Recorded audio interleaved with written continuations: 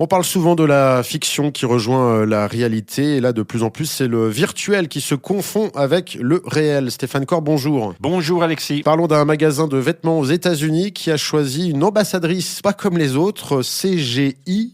C'est une ambassadrice virtuelle. Tout à fait, c'est un être fait de pixels, mais qui finalement ressemble à un être réel. Et cette entreprise présente dans le domaine vestimentaire et qui cible essentiellement les jeunes générations, elle s'appelle Paxson et elle a choisi cette influenceuse qui s'appelle Lil Miquela. Alors on peut dire que c'est un choix judicieux parce que tout ce qui est virtuel va toucher forcément les jeunes. Qu'est-ce qu'il y a de mal là-dedans ? Alors de mal, on peut pas dire qu'il y a quelque chose de mal, il y a quelque chose peut-être d'inquiétant parce qu'on peut se dire que cette entreprise a évalué la question, elle a réfléchi à la manière dont elle va pouvoir susciter un engagement de la part de ces jeunes, les influencer dans leur acte d'achat. Et quand on arrive à la conclusion qu'un être virtuel va être plus performant qu'un être réel, c'est inquiétant parce qu'on utilise quand même un être virtuel pour vendre des vêtements qui seront portés dans le monde physique. Et que ces jeunes générations ne vont pas forcément faire plus la différence entre cette aide virtuelle qui va les inciter à acheter ces vêtements pour les porter qu'une personne physique qui existe dans leur environnement pourrait le faire. Donc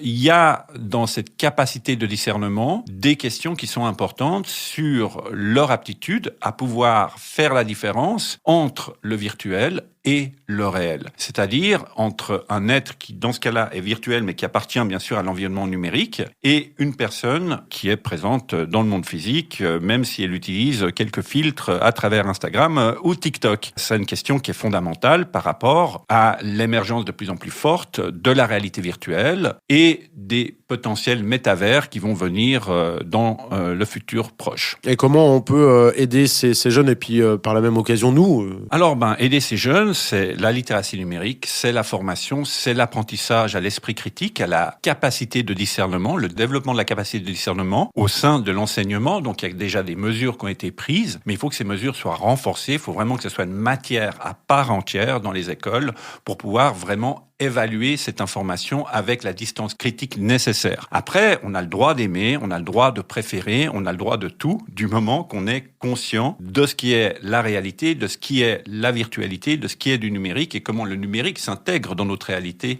aussi. Et comment il peut nous pousser à acheter des vêtements. Alors voilà, comment est-ce qu'il peut influencer notre capacité décisionnelle ? Parce qu'on peut imaginer que si des êtres comme ça, CGI, peuvent le faire de cette manière, on peut voir ce que ça pourrait donner au niveau politique. On voit aujourd'hui, par exemple, avec la guerre que la Russie mène contre l'Ukraine, les réseaux sociaux ont une partie importante, jouent un rôle important dans ce conflit et influencent les gens de différentes manières. Donc, on peut que imaginer ce que ça pourrait donner dans le futur en termes d'influence sur les opinions des citoyens et on doit espérer que ces citoyens puissent être à même d'avoir cette distance-là par rapport à cet environnement. Ça veut dire que vraiment, on doit amener à cette meilleure éducation de capacité de discernement et puis de dire que ces enfants et ces élèves qui vont pouvoir l'acquérir vont pouvoir aider leurs parents à aussi améliorer leurs propres compétences. Et à distinguer cette frontière entre le réel et le virtuel, frontière qui devient de plus en plus petite. Merci Stéphane. Avec plaisir, merci.